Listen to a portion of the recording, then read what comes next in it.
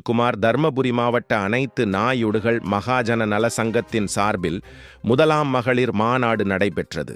இக்கூட்டத்தில் ஓய்வு பெற்ற நீதிபதி பாண்டுரங்கன் தலைமை தாங்கினார்.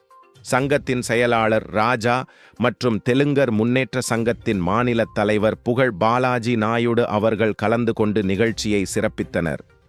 இந்நிகழ்ச்சியில் மகளிர்கள் பாதுகாப்பு குறித்தும் வருங்காலங்களில் மகளிர்கள் எவ்விதமாக செயல்களை செய்து தங்கள் குடும்பத்தையும் இந்நாட்டையும் காப்பாற்றுவது குறித்து சிறப்புரையாற்றினர். இந்நிகழ்ச்சியில் 100க்கும் மேற்பட்ட பெண்கள் கலந்து கொண்டனர்.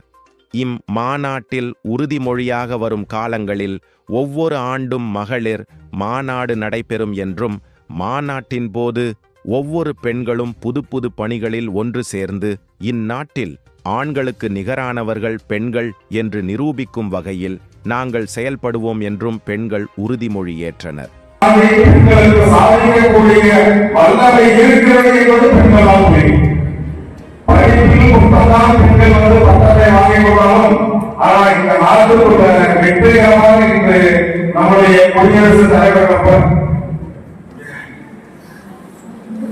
நிறைய பட்டங்கள் பெற்றிருந்தாலும் இன்று குடியரசு தலைவராக இருக்கும் கூட நம்முடைய அம்மாவும் பெற்றார்.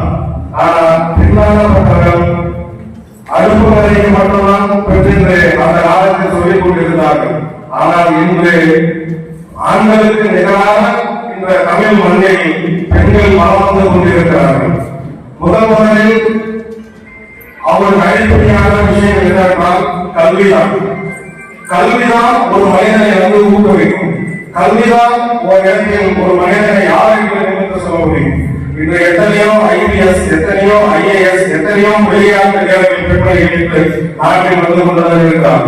அதுபோல் இந்த கல்வி வந்து ஒரு பெண்களுக்கு மிக அருமையான ஒரு விஷயம். குடும்பத்தில் வந்து பாத்தீங்கன்னா தமிழ்நாட்டில் எத்தனையோ நீதிமன்றத்தில் டிவோர்ஸ் நடக்குது. எதனால நடக்குது அப்படின்னா சரியான கணவனுக்கும் பெண்களுக்கும் ஒரு ஒற்றுமை இல்லை. காரணம் நான் அதிகமா படிச்சிருக்கேன், நான் எவ்வளவு படிச்சிருக்கேன் அப்படின்ற ஒரு கர்வம் இருக்குது. இந்த கர்வம் பெண்களுக்கு வந்து எப்போது இருக்கிறது அப்படின்னா அவர்கள் படிக்கிறாங்க. அப்படி இல்லைங்க, யாராவது ஒருவர் தாழ்ந்து போகணும். அது மட்டும் இல்ல, பெண்கள் தாழ்ந்து போனோம், ஆண்கள் வந்து கொஞ்சம் சரி மனைவியை விட்டு கொடுக்கலாம் அப்படின்ற எண்ணம். அதனாலே பெண்களுக்கு அந்த இறக்க குணமும் இருக்குது. அதுபோக மாணவர்கள் மட்டும் இந்த காலேஜில் நல்லா படிச்சு நல்லா பட்டம் பெற்று நிறைய இடத்தில் வரணும் அப்படின்றது என்னுடைய ஆசை. அனைவருக்கும் வணக்கம்.